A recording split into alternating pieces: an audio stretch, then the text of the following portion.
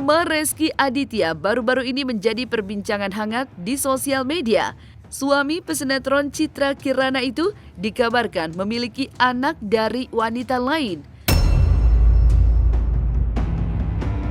Bermula dari kemunculan seorang wanita berinisial W yang mengaku memiliki anak buah cintanya dengan Rezky Aditya 8 tahun silam. Lewat kuasa hukumnya, wanita yang diduga seorang pengusaha berinisial W itu mengaku pernah menjalin hubungan pacaran dengan Rezky Aditya. Pertemuan Rezky dan W diawali ketika Rezky membeli rumah dari W. Dari pertemuan itulah Rezky dan W menjalin kedekatan hingga keduanya sepakat merajut tali kasih sebagai pasangan. Setahun merajut asmara, W pun dikabarkan melahirkan seorang anak pada tahun 2013 yang diduga menurut pengakuan wanita berinisial W merupakan buah cintanya dengan Rezky. 8 tahun memendam rahasia ini, lantas apa yang membuat W muncul dan mengungkap hal ini ke publik? Benarkah pihak W pun telah melakukan somasi kepada pihak Rezky Aditya? Ya, pertemuan mereka itu berawal dari pada saat Rezky sedang mencari rumah. Nah, kebetulan klien saya ini punya rumah di Pejaten yang mau dijual.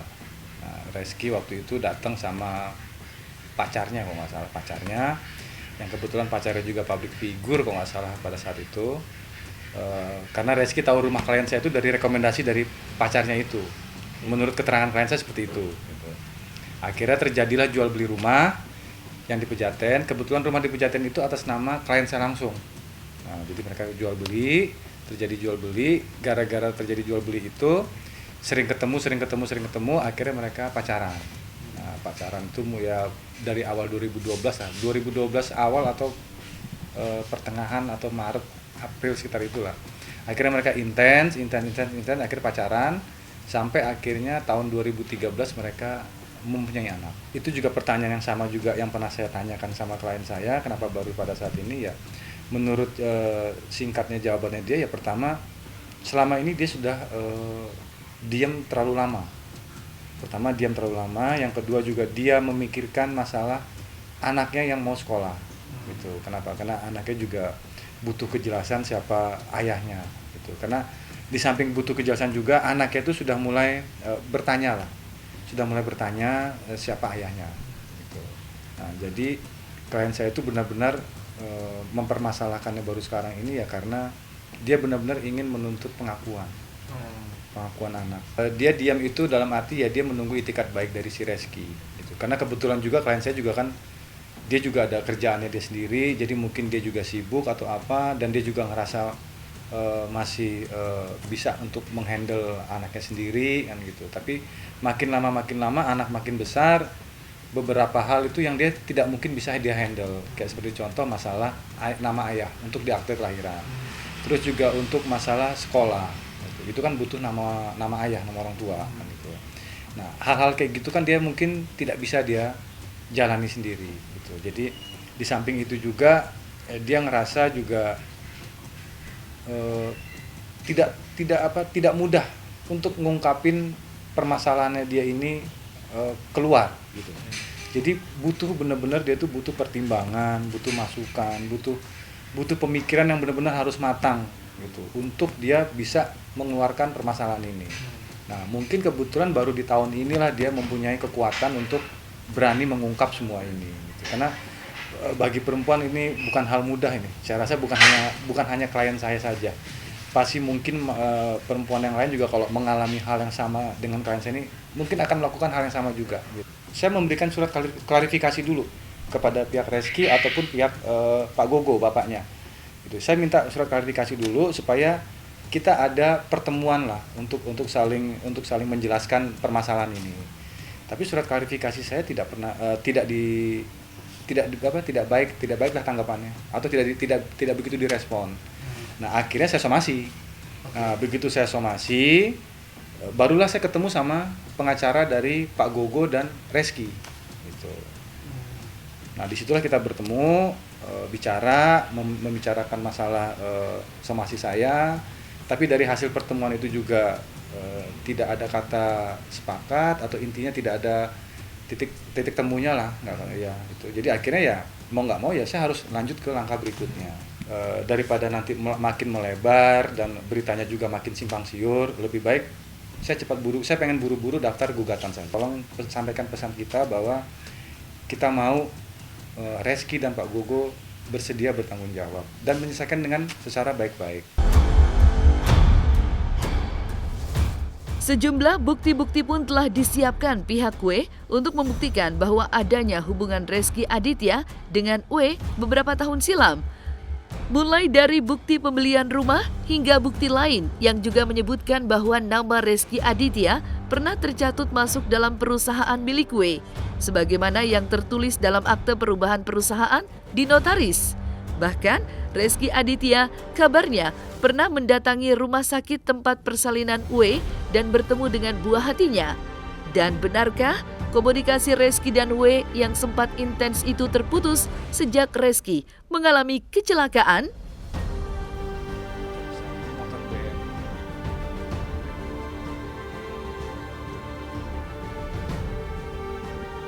Ini foto anaknya sekarang.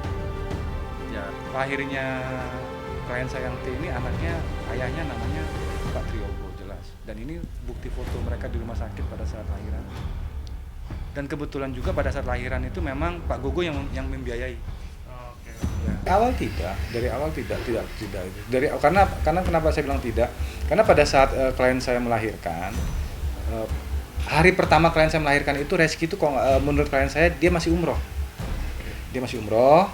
Nah, tapi karena klien saya itu lahirannya sesar, jadi dia ada waktu di rumah sakit itu mungkin sekitar 6-7 hari ya, di rumah sakit. Pada saat hari ke-5 atau hari ke-6, Reski datang, karena dia baru pulang dari umroh. Dia langsung datang ke rumah sakit. Nah, pada saat itu juga, orang tuanya si Reski, Pak Triogo, itu juga datang ke rumah sakit, memberikan hadiah kereta dorong. Ya, untuk anaknya si Reski. Kurang lebih sekarang anaknya umur 8 tahun. Kalau untuk pertemuan antara Reski dan anaknya itu dari lahir sampai mungkin umur 2 tahun kali ya. Itu masih intens ketemu. Iya. Pokoknya berhentinya Reski ini menemui klien saya, menemui anak ya semenjak dia kecelakaan. Semenjak dia kecelakaan. Ya mungkin di sini pasti ada pro dan kontra ya. Ada yang percaya dan ada yang tidak juga. Mungkin ada yang ragu juga kan begitu kan. Ya tapi itu kan pendapat orang masing-masing, silahkan saja. Yang pasti dari pihak kita mempunyai bukti. Kalaupun ada bantahan dari pihak, kemungkinan ada bantahan dari pihak Reski, misalnya mengatakan tidak kenal atau tidak mengetahui, ya itu sah-sah saja menurut mereka. Dari pihak kita ada buktinya. Sebagai contoh, saya bilang tadi, Reski itu membeli rumah klien saya yang di Pejaten. Kebetulan rumah di Pejaten itu atas nama klien saya. Atas nama klien saya langsung, dibelilah sama Reski. Itu salah satu bukti aja. Bukti yang kedua, setelah intens Reski dan klien saya ini pacaran, Reski masuk ke dalam perusahaannya klien saya. Itu ada bukti akte perubahan dari notaris. Yang ketiga juga ada pada saat Reski kecelakaan itu kan dia naik motor. Nah, motornya Reski itu dibawa ke rumah klien saya. Nah, itu ada bukti fotonya juga ada. Kalau untuk bukti ya banyak lah kita, saksi juga kita banyak. Selain bukti-bukti itu juga kita banyak saksi kok yang mengetahui hubungan antara Reski dengan klien saya banyak. Keputusan W untuk mengungkap persoalan ini ke publik setelah diam selama 8 tahun lebih tentu bukanlah hal yang mudah. Masa-masa membesarkan buah hati seorang diri pun dilewati W dengan penuh perjuangan.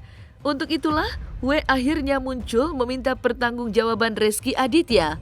Lantas, benarkah untuk mengetahui kejelasan status anak tersebut, pihak W telah meminta Reski Aditya bersedia melakukan tes DNA?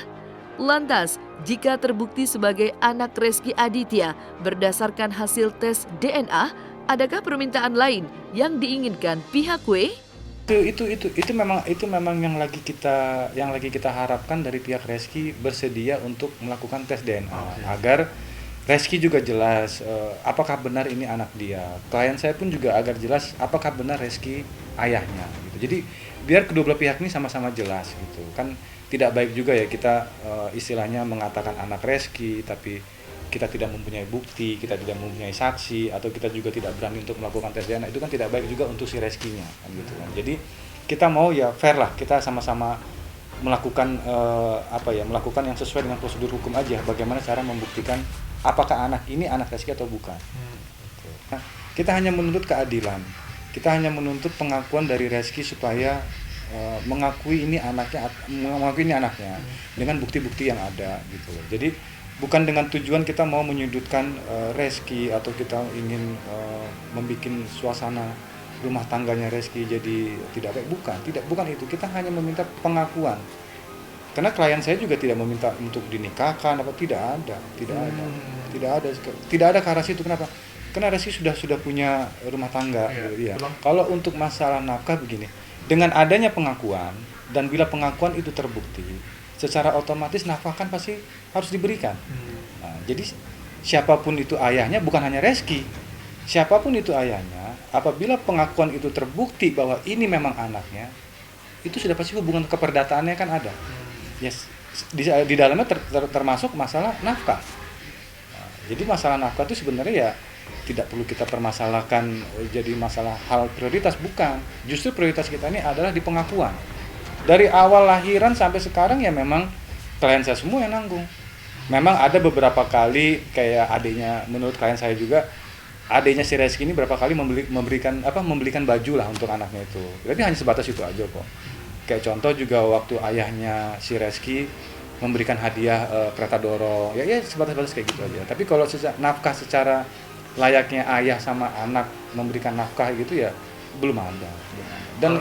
Dan itu juga tidak jadi prioritas klien saya. Yang utama itu adalah pengakuan. Nah, tapi kalau bicara nafkah ya sudah pasti dong, otomatis pengakuan terbukti, nafkah sudah pasti harus berjalan kan gitu.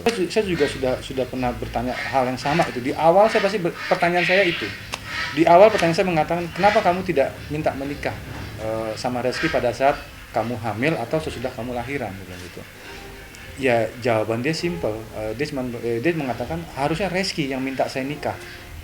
Walaupun mungkin banyak juga ya perempuan begitu dia hamil atau punya anak, dia ngejar-ngejar lakinya supaya menuntut untuk dinikahi, tanggung jawab gitu. Tapi perempuan kan beda-beda. Bisa ada yang seperti itu, bisa juga ada yang tidak seperti itu. Nah, kebetulan klien saya ini mungkin dia tipenya yang mau lakinya dulu yang berbicara sama dia gitu. Karena menurut dia juga ya harusnya Reski dong yang meminta untuk menikah sama saya. Kenapa? Dia sudah tahu kan punya anak dari saya. Dia juga sudah tahu kan kalau harus tanggung jawab. Harusnya itu keluar dari Reskinya sendiri, bukan atas permintaan saya sebagai perempuan gitu. Ya itu tadi kembali lagi, perempuan mungkin beda-beda, cara dan sifat juga beda-beda. Mungkin cara klien saya mungkin beda daripada perempuan pada umumnya. Kabar tak sedap yang menerpa Reski Aditya memang mengejutkan, mengingat pernikahan Reski dan Citra Kirana terlihat adem ayem dan harmonis.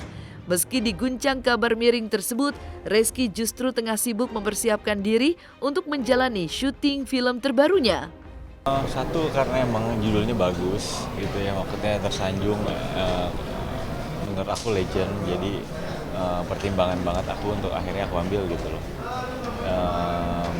Terus ya dengan protokol kesehatan pastinya ada sih, istri juga pasti dukung aja, support aja, dan ya lakuin yang terbaik aja. Kalau dibuat beban sih nggak beban, cuman kalau dibuat jadi pengen lebih ngeluarin apa yang kita bisa keluarin itu pasti gitu. Jadi makanya aku juga ada challenge tersendiri tertentu untuk meranin tokohnya di sini gitu. Ada persiapan khusus nggak?